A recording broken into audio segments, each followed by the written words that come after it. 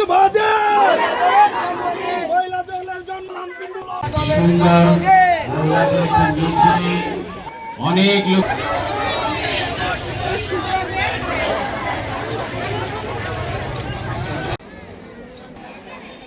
বাংলাদেশের বর্তমান পরিস্থিতিতে দ্রুত নির্বাচন হওয়া উচিত।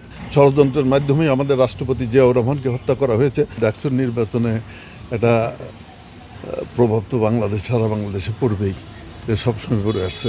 ডাকসুর নির্বাচন এবার একটি ঐতিহাসিক নির্বাচন হবে বলে আমরা মনে করি। সুষ্ঠু, অবাধ এবং নিরপেক্ষ নির্বাচন হবে এবং উৎসাহমুখর একটি পরিবেশ সৃষ্টি হয়েছে। সবাই, অনেক প্রার্থী এখানে অংশগ্রহণ করেছে।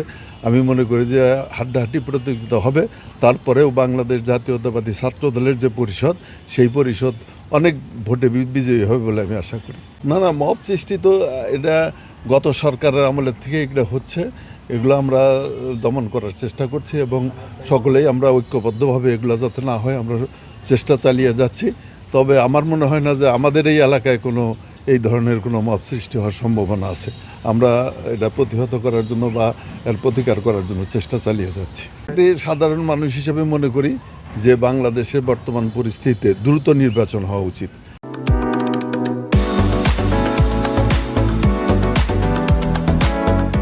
এবং আমরা আশা করি যে সরকার যেভাবে বদ্ধপরিকর, তাতে আগামী ফেব্রুয়ারিতেই অবশ্যই নির্বাচন হবে। আর বাংলাদেশের স্বাধীনতা এবং সার্বভৌমত্বের জন্যই আজকে পিআর পদ্ধতি বাংলাদেশের জন্য প্রযোজ্য হবে বলে আমি মনে করি না। এবং যারা এটা পিআর পদ্ধতিতে চাচ্ছে, তারা বাংলাদেশের স্থিতিশীলতা নষ্ট করার জন্য এবং অন্যদের ইঙ্গিতে এই সমস্ত কথা বলছে আর কি, এটা আমি মনে করি। ষড়যন্ত্রের মাধ্যমেই আমাদের রাষ্ট্রপতি জিয়াউর রহমানকে হত্যা করা হয়েছে। ষড়যন্ত্রের মাধ্যমেই দেশনেত্রী বেগম খালেদা জিয়াকে দীর্ঘদিন কারাগারে বন্দী ছিল, তার চিকিৎসার ব্যবস্থা করতে দেওয়া হয় নাই, মৃত্যুসজ্জায় তিনি শায়িত ছিলেন। আর ষড়যন্ত্রের মাধ্যমেই বিএনপিকে প্রতিহত করার জন্য অনেক ষড়যন্ত্র হবেই।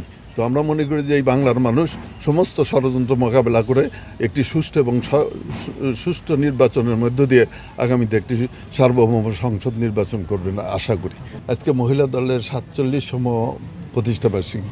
এই মহিলা দল কিন্তু প্রথমেই শহীদ রাষ্ট্রপতি জিয়াউর রহমান মহিলাদেরকে অগ্রাধিকার দিয়ে সমস্ত কর্মসূচি গ্রহণ করেছে।